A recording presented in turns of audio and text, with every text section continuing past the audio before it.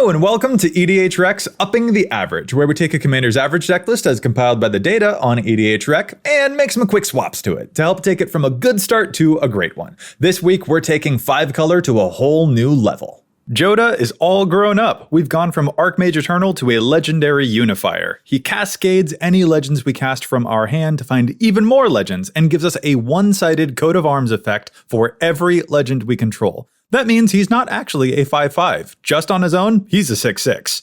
Jodah's EDHREC page is a who's who of powerful legends. There are a lot of directions you can go with this deck, especially since Planeswalkers are all legendary, and there are tons of amazing legendary enchantments out there too. But the creatures do seem to be taking the main focus for this deck at the moment. And let's get right to it. We're taking Jodah's average deck list from the average deck feature and importing it to the Archidect deck building website. As always, any swaps we make to the deck list must either keep the total price of the list cost neutral or else help lower the overall cost of the deck. By the way, did I mention that Jodah already has over 1,200 decks to his name at the time that I'm recording this?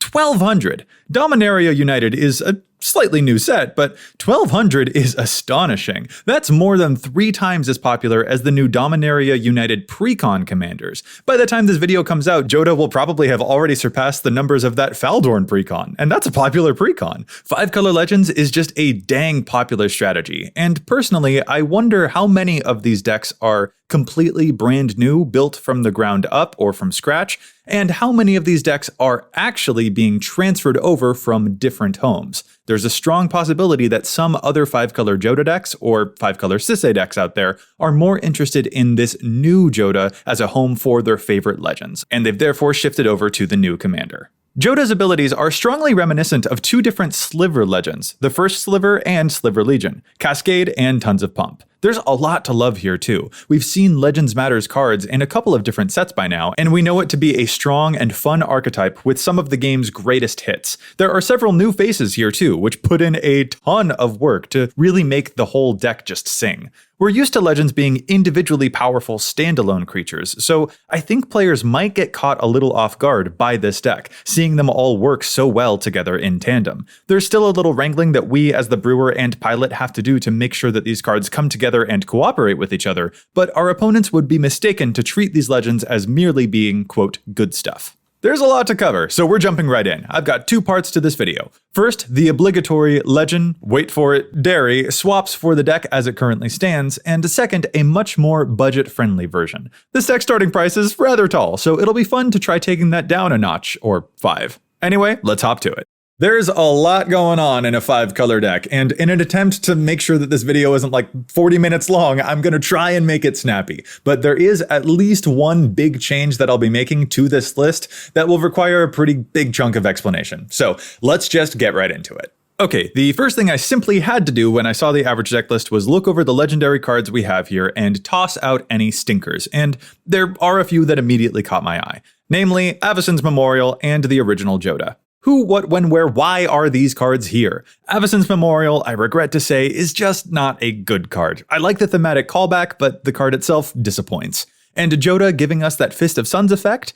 What? No, there are only 2, count them 2 other cards in this deck that would consistently cost more than 5 mana to cast. We will literally never use this effect. Jodah in a Jodah deck sounds cute, but we just do not need him. This ability does nothing at all for us. The next thing I wanted to do was increase the land count. 35 lands in a 5-color deck? No ma'am, I'm adding at least 2 more. First, Crows and Verge would love to show up here because this mana base has so many dual-typed or even triple-typed lands. And second, Path of Ancestry is a tapped 5-color dream, and nearly half of the creatures in this deck are humans, so we'll actually get a decent amount of bonus scry in addition to its color fixing. Speaking of creature types, let's hop right to 2 more additions actually, General's Enforcer and Harmonic Prodigy. We have, at the current moment, at least 13 creatures that are legendary humans, including our commander, so we can make them indestructible for only 2 mana, not 8 like that Avacyn's Memorial. The Enforcer isn't a legendary creature itself, but who cares? This effect is awesome. And oh yeah, Jodah is also a wizard, so Harmonic Prodigy will double his Cascade effect.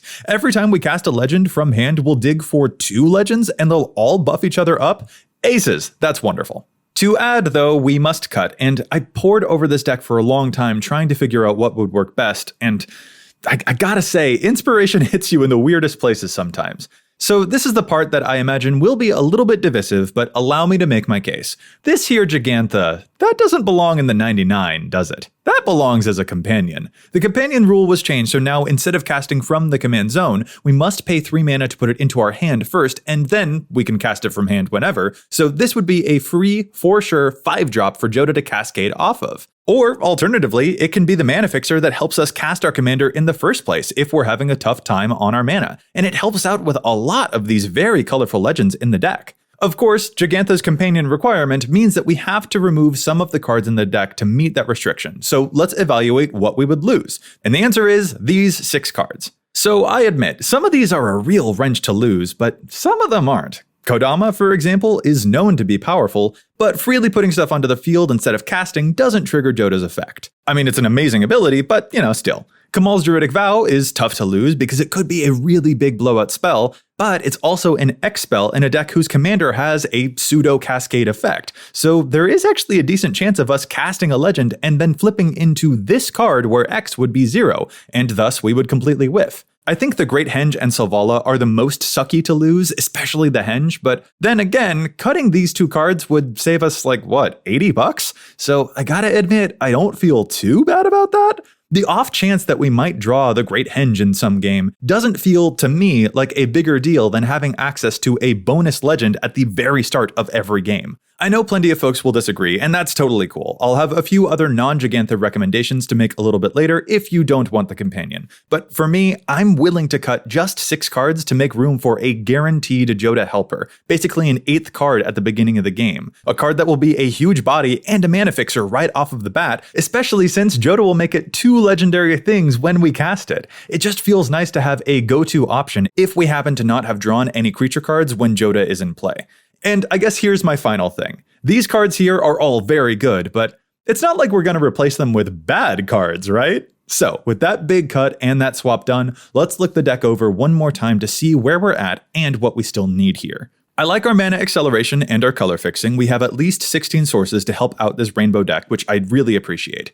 However, I'm not sure that we have a ton of card advantage. As a general matter, I don't trust this deck's ability just yet to reliably keep its hands full, especially if we're trying to dig for legends to cast in the first place. I'd like to try to stuff a few more fantastic legends into this deck that will provide us with extra card advantage, especially because Jodah will make all of those card draw engines super huge. So, to business. Vega the Watcher needs to be in here yesterday. Extra card draw whenever Jodah's effect happens? Yes, perfection. In fact, since we're casting cards from exile, how about Prosper joins the party too? This provides card advantage, mana acceleration, and color fixing.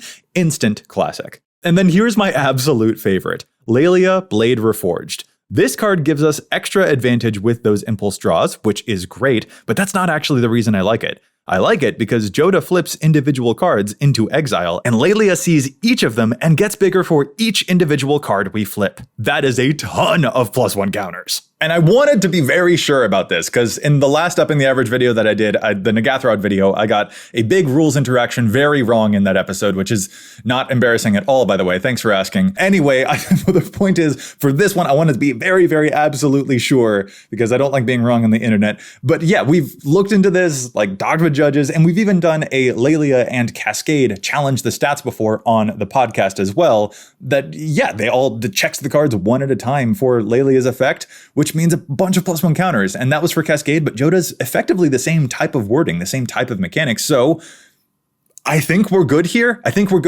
We should be golden. Lelia gets hella buff. Play it. Okay, tangent done. I've got another cut to make real quick though. I'm personally just iffy on Kaya here. I like a legendary card that has removal, but I just don't love her +1, and even though her ultimate is very cool, it is also very unreliable, and I don't want to judge a planeswalker by their ultimate, because who knows if we'll ever reach it. I'd personally rather focus on having lots of legends that Jodah will buff up so that we can smash our enemies. So let's do that. First, a little out of left field, if it drits, it fits. Our Selesnya friend here comes into play with 2 bodies, not just 1. So not only does it have double strike, but will also give all of our legends double the buff, and I think that's pretty darn rad. But then speaking of buffs, I want to pause and examine this here Day of Destiny. So I like this card a lot, but I don't know if this Legends deck needs it. I'm torn, but in general, any legendary creature we cast is already going to give our team a big buff because of Jodah. I like having backups, which is why I'm so torn on this card, but it feels a little bit like having an Anthem effect in, say, a Kyler deck, you know? The commander is already so good at the pumping effect that this card risks being redundant. This card makes a ton of sense in other Legends decks, but this commander's got that specific base covered, basically. And in exchange for it, a buddy of mine has been playing Legends decks for a long time now and mentioned to me that recursion is a very, very valuable thing for this strategy. So I think to replace this one, we might go ahead and throw Teshar into the mix. All legendary spells are historic, so this could give us quite a few triggers to get back anything we might happen to lose. And it turns out that quite a lot of our legends are 3 mana. In fact, as another tangent, that is actually an important point to focus on. Jodah has a very strange curve in this deck. We don't want like a ton of 8-drops. We want to try and cascade from like a 5-drop into a 4-drop, or from a 4-drop into a 3-drop, that kind of thing. Therefore, there's a strong argument to be made that you shouldn't play cards like Roguerock or other cheap legends in this deck. You know, it kind of blows to play a 6-mana legend and hit a 1-drop or a 0-drop. So that's a thing to examine critically. I would really recommend investigating whether your deck wants these small cost legends too. For me, I like that so many of our 3-drop legends will still cascade into other small fries because those small fries won't stay small for long. But to bring it all full circle, I feel like all of that informs the reason why I like Teshar so much for this deck. Teshar will help us get all of these small things back and rebuild our army piece by historic piece.